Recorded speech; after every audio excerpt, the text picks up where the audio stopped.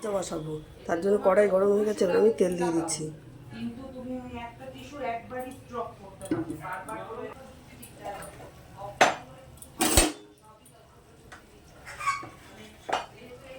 আগে আমি মাছগুলোকে ভেজে নেব।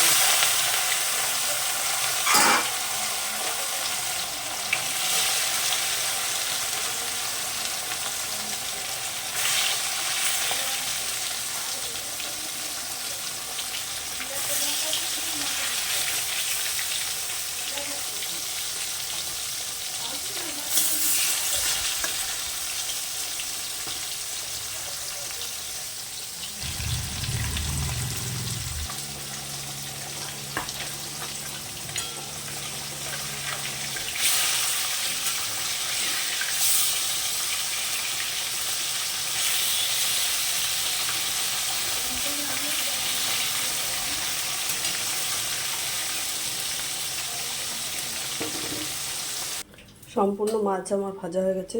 এবার মাছের তেলের মধ্যে দেবো তেজপাতা এবং জিরে।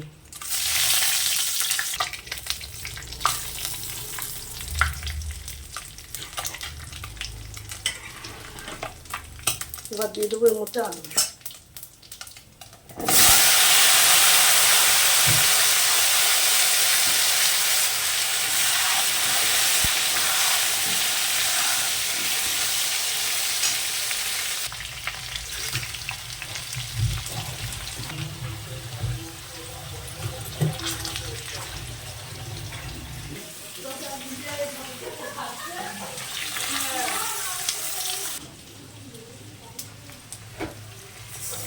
মশলাটা আমি ঢেলে দেবো, জিরে দিয়ে আদা বাটা, লঙ্কা গুঁড়ো আর ঢেলে দিয়ে মশলার মধ্যে একটা টমেটো দিয়ে দিলাম। এবার ভালো করে কষাবো।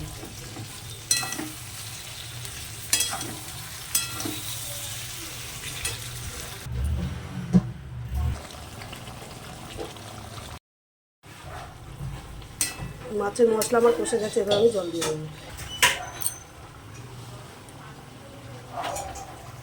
জল ফুটে গেছিলো, আমি মাছগুলো দিয়ে দিয়েছি। এই যে